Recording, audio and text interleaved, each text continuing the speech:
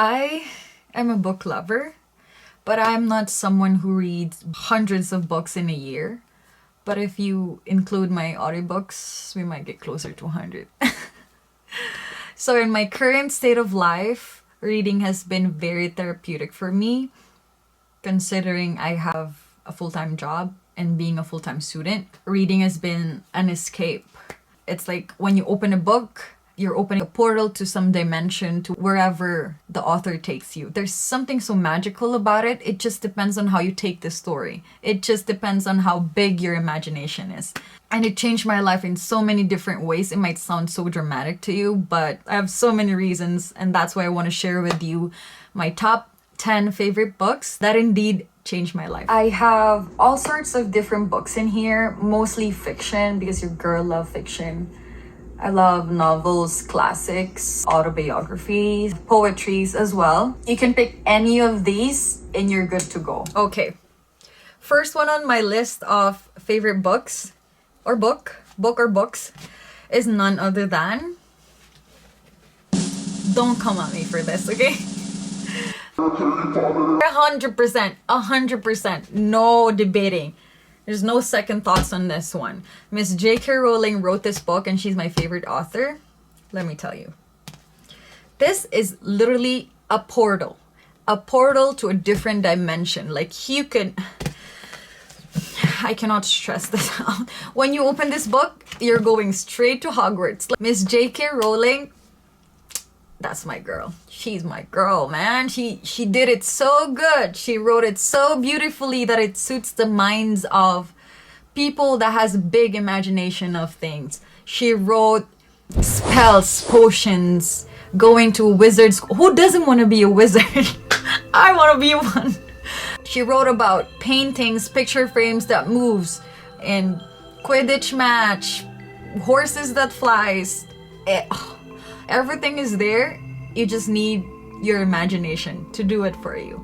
And if you've seen the series, the movie, I encourage you to read the book. I know it's very lengthy, but it's worth it. I tell you this, there's so many parts of the book that was not included in the series, in the movies. And it's true what they say, that movies doesn't do justice of how good these books are.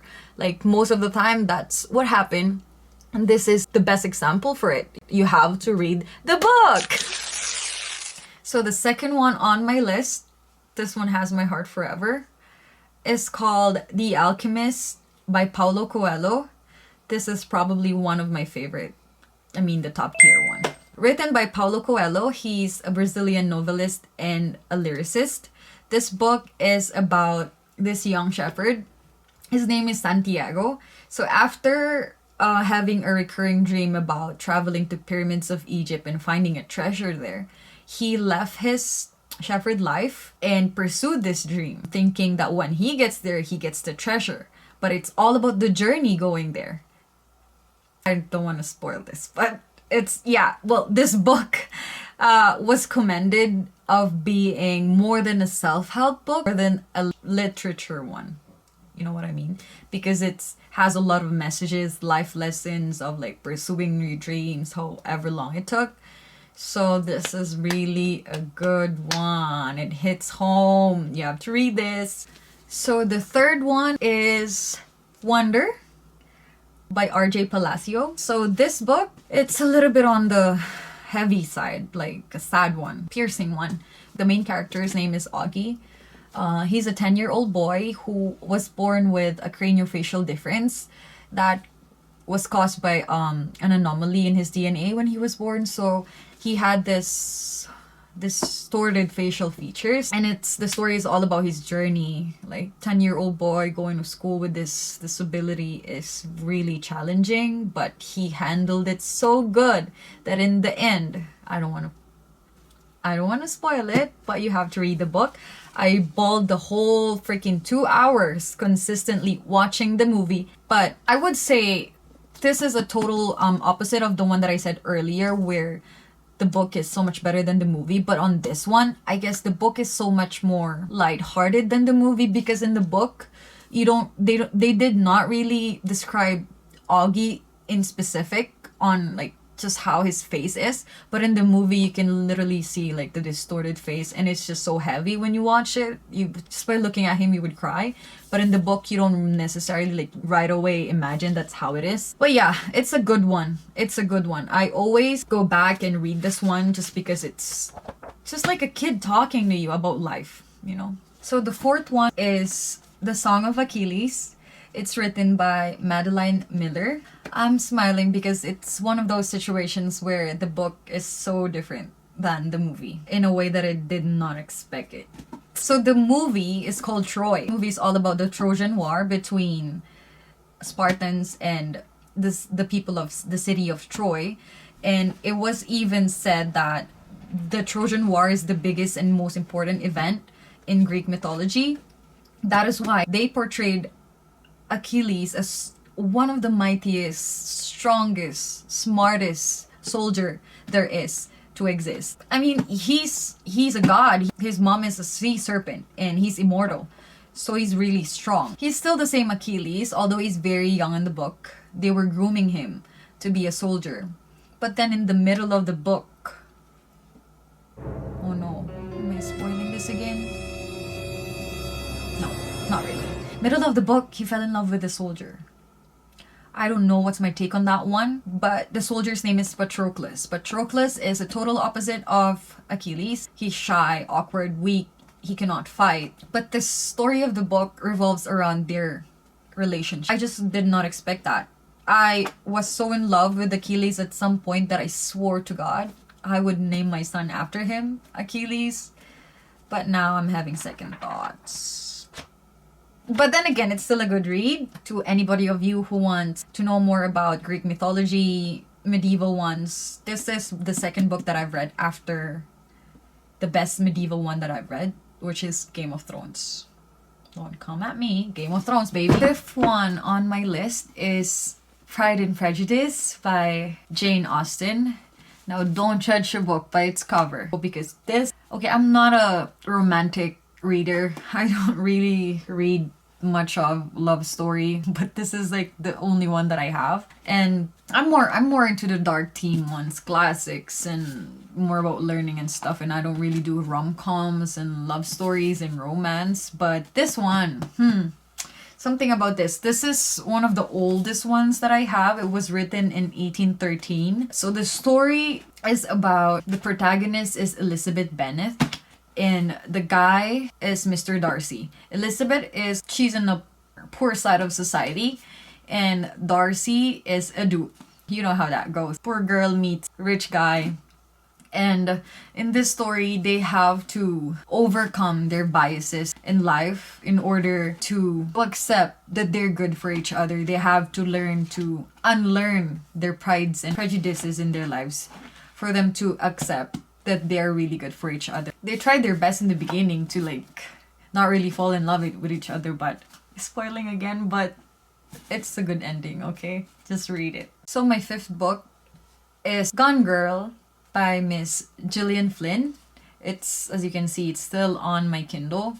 I haven't bought the book yet, but does anybody of you use this Kindle here? Because I love Kindle. I mean, at some point I got tired of holding books at night.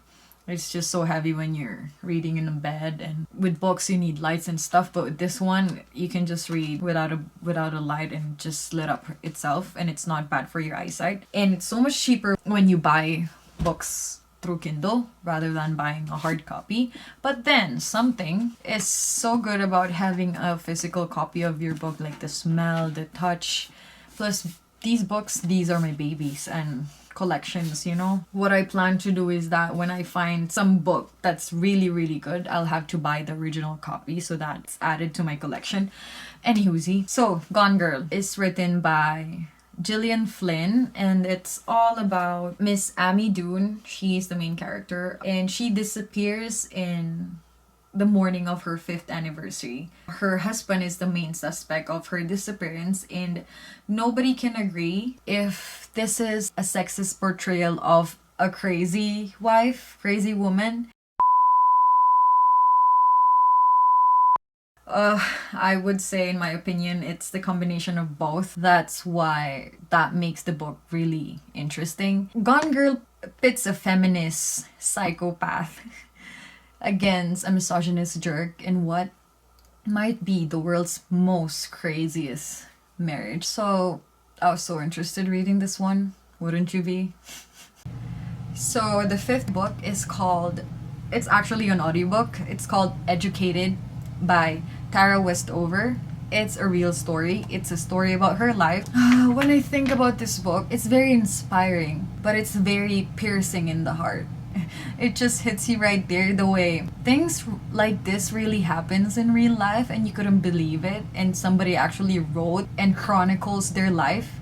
And it's so perfect that she would talk about sun setting, the trees and the hills and stuff, and later on in the book she would relate it to what's happening in her life, and it's just so creative. And then if you want a sneak peek into what this book is really about, it's obviously about Tara, her upbringing, childhood, and her family. They weren't really aware of mainstream society. They were really old school. If they were aware of the mainstream society, they weren't really abiding into the norms of the society. So it's almost like they don't want to set her free when Tara has all of these fire in her, determination, and her passion to go out in the world, explore, and she's very smart, and which is sad, but that's part of her life. And you know, it's very inspiring. It's in terms of like, no matter what you want to do in life, even if the world or your family or anybody is against it, if you really want to do it, you can do it. You know, that's Miss Tara. And as you notice, I have it on my Audible, and I don't have a hard copy because I haven't read the book. I particularly chose to hear it from Tara herself. So I bought the book in Audible, and it's a different experience when it's a real story. She wrote her story and she's narrating it to you. The connection is there and you can just feel it in her voice. It's amazing. So the seventh one on my list, is it really the seventh one? That means we're halfway done. Is this ginormous book called Atomic Habits by James Clear. I'm smiling because I had so many take-ons on this book. I learned so much. He spoke about this particular method of changing your bad habits into good ones, getting 1% better every day. That's all of this about. Setting up a realistic goal to yourself, not a big one and failing to do it. It's better to do it one step at a time, little by little, and then later on you put them together and then boom, you've changed your bad habits. And one thing that I took from this one is habit stacking. So let's say your chore is to go get grocery. So while doing grocery, you stack one more chore to it. So while you're out there getting your grocery, might as well fill up your gas. So after your grocery, you fill up your gas. You save yourself from filling up gas the next day, so you save time. I mean, let's say next week you do your grocery again. You filled up your gas, and then on top of that, you stack up another habit and you do your car wash. So that becomes your habit every week. And voila, you put them all together and you're a changed person. Okay, maybe it's not that easy, but that's the start. I mean, if you want to change your bad habits, this is a good one. The 8th one, or maybe 9th one on my list is, you probably heard of this one, but I can't not put him here. This is Rich Dad, Poor Dad, written by Robert Kiyosaki. Oh boy, this one is just a slap on the face, especially for us who like spending. I almost dread to read this book, but it's just like I needed it. It's celebrating its 20 years as #1 personal finance book of all time. That says everything, I guess. And it teaches why acquiring and building assets is more important than having a big paycheck, because we shouldn't work for money. Instead, we should work to acquire skills and knowledge. He's even saying that if we work for corporations, the rich gets richer and the poor gets poorer, if you know what I mean. If you need a slap on the face on how you're managing your finances, you need Mr. Robert Kiyosaki in your life. Anyway, good read. So the second last one on my list are Don't Sweat the Small Stuff, and it's just small stuff. This is the first book written by Mr. Richard Carlson. He has a PhD. He is a psychotherapist. And the second one is Don't Sweat the Small Stuff in Love. And I know there's another one, Don't Sweat the Small Stuff at Work, I think. So like I said, he's a psychotherapist. So he counsels married couples and individuals that has issues with maybe everything. He talks about most of, let's say 90% of all the arguments and conflicts that you have with your partner or any other people really boils down to just one small stuff. Really tiny one. And if you were able to control your feelings and not make it such a big deal, let's say somebody cut you off in the morning while driving going to work and you lash out like da da da da da da da da, you said so many stuff, ruin your mood, ruin your day, and you're the one who's gonna suffer the whole day. It's just like a small stuff, you can just let it go. It's just in terms of different experiences he's had in different situations, but he explains it all, how you can control your feelings in terms of conflicts like that. You don't have to lose temper all the time, and it's always good to be understanding and considerate of others. Sometimes we don't realize that anger is not always the key to solving any conflict. Sometimes you can give them a benefit of the doubt. Maybe they're going through something. So the last one on my list will be The Art of Happiness by the Highness himself, Dalai Lama. And I have a lot of similar books to this one. I have Think Like a Monk, and it's written by Jay Shetty, I think. The Monk That Sold His Ferrari, I've read that. And 7 Habits of Highly Effective People.